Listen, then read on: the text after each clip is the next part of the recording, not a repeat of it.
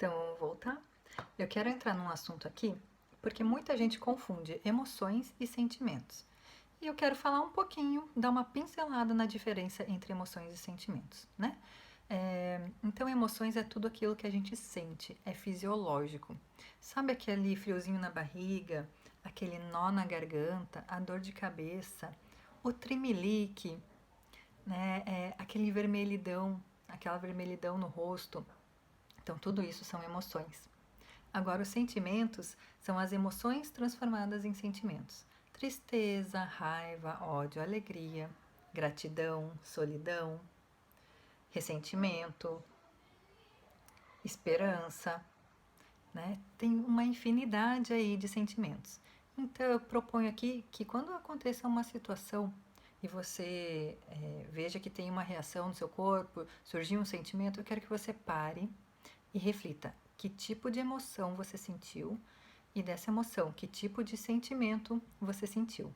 Mas tente ver os sentimentos fora, né? Abranja o seu olhar para dar nome para sentimentos além da raiva, alegria, ódio, amor, enfim. Tá? Tente ir mais profundo. Agora eu quero ver com vocês sobre como ter equilíbrio, mas antes disso eu queria falar em o que é não ter equilíbrio emocional, porque muita gente confunde às vezes em determinadas situações. Então, não ter equilíbrio emocional é quando você nega aquela emoção. Ai, não, tá tudo bem. Eu não tô triste. Vamos pra frente.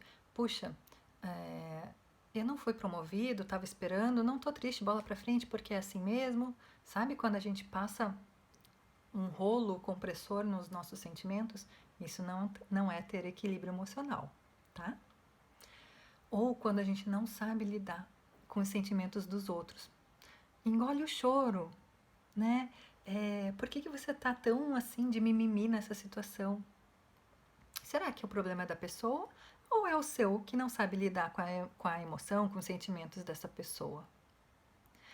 Outra questão também, às vezes a gente confunde um pouco, né? Nossa, aquela pessoa é tão equilibrada, sempre tá tudo bem para ela tá numa calma, mas por dentro ela pode estar borbulhando e não consegue identificar, não consegue lidar com aquelas emoções, com aqueles sentimentos.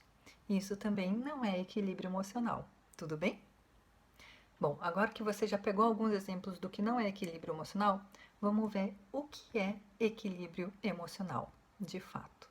Né? Então, toda vez que você sentir alguma coisa, pare um pouquinho, né? Tem alguns passos para você fazer, para você dar, para que você tenha de fato equilíbrio emocional. Primeiro é você sentar, analisar, reconhecer aquela emoção. Né? Veja, quais são, o que você está sentindo no seu corpo? Quais são as alterações? Que pensamentos te trouxeram aquela situação? Que sentimentos te trouxeram? Né?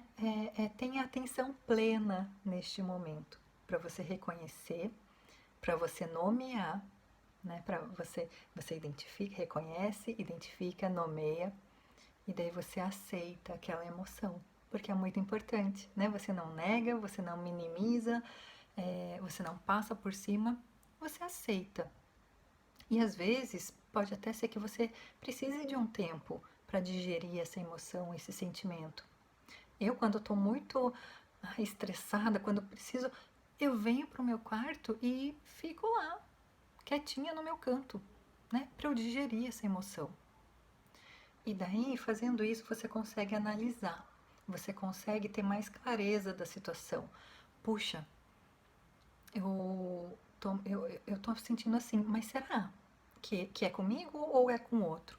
Quantas vezes a gente não recebeu aquele e-mail que fez o nosso sangue ferver, né? E se a gente responde na hora, a gente dá aquela patada. Mas se a gente vai, né, analisa, esfria a cabeça, volta e lê de novo, pode ter pontos que você enxergue que você não estava enxergando. E pode ser que a mensagem que você tinha visto na primeira vez é totalmente diferente da mensagem que você está vendo agora. Né? Quantas vezes a gente não agiu por impulso, achando que era uma coisa e daí depois, puxa vida, não era nada disso. E até passou vergonha em algumas situações, né? Já aconteceram algumas situações assim comigo, mas deu ir na espontaneidade, né? Não na braveza. Mas, e daí depois eu passava vergonha. Mas tudo bem, isso fica para um outro papo. Então, você está vendo como é importante você se autoconhecer?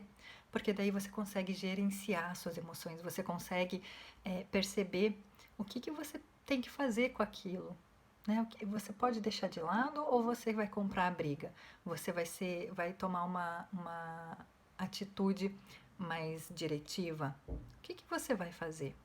Né? É, e até enxergar de forma racional que oportunidades vão surgir por aí. E daí eu queria entrar num outro termo, que é da resiliência e da antifragilidade. Até nesse período de crise, a gente tem que pensar, né? Todo mundo fala, nossa, você tem que ser resiliente, você tem que ser resiliente. E até desse mês, tem uma matéria bem importante que fala sobre será que é tão importante assim? Será que é tão benéfico ser resiliente? E daí eu lendo aquela matéria eu percebi, nossa, tá, ser resiliente tudo bem, né? Mas não a resiliência não é você ser um tratorzão, né? Passar por cima de tudo. Ser resiliente é justamente você se autoconhecer, conseguir gerenciar suas emoções e conseguir manter, né? Voltar para o estado natural depois que a tempestade passa, mas de uma forma que não é tão estressante assim. Não tem que ser sofrido nesse que vá afetar, né, comprometer a sua saúde mental, tá? Então, ser resiliente é justamente se autoconhecer, né, saber as suas forças, para daí quando a tempestade passar, você voltar ao estado normal. Agora, a antifragilidade já é diferente. E olha só que interessante, né?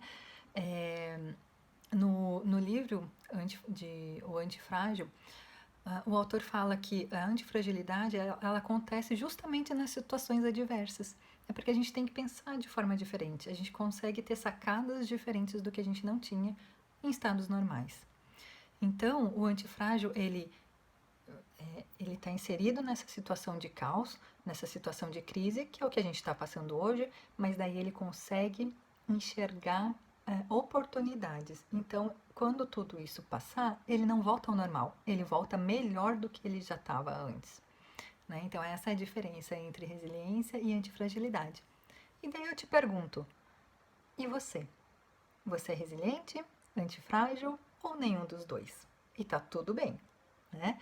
Reconhecer também que a gente não tem essa resiliência e antifragilidade está tudo bem também, porque é uma chance, é uma oportunidade de você se desenvolver, não é mesmo? E por último, eu quero deixar aqui um exercício, né? São as regras de ouro.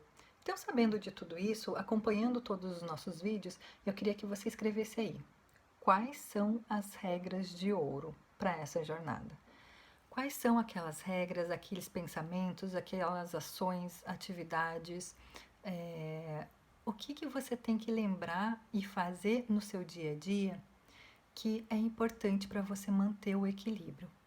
Eu tive uma cliente que ela falou assim, ela tinha uma comunicação muito diretiva, né? Ela era daquela tratorzão, assim. E ela falou assim, nossa, Laís, a minha regra de ouro é quando eu senti que eu tô para tomar uma ação impulsiva, eu senti que eu tô borbulhando aqui por dentro, eu parar, respirar e não fazer nada naquele momento, né?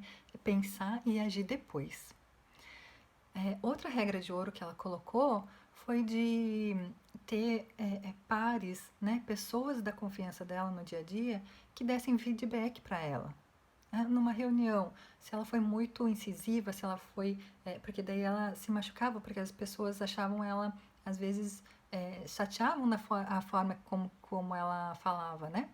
Então ela tinha aquelas pessoas que falavam para ela: nossa, olha, naquela reunião você falou assim, assim, assim, você podia ter falado assim, assim, assado. Então, essa também era uma regra de ouro, né, para ela, ter essas pessoas sempre ali perto.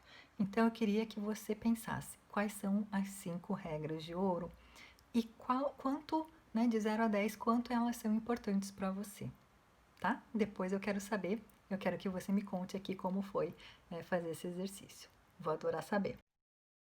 Então é isso. Eu queria agradecer muito a sua participação, né?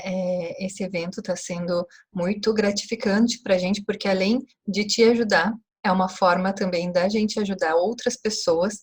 Então, até segue o link aqui para fazer a sua doação de cestas, né, para pessoas que estão passando por momentos difíceis nessa crise, tá?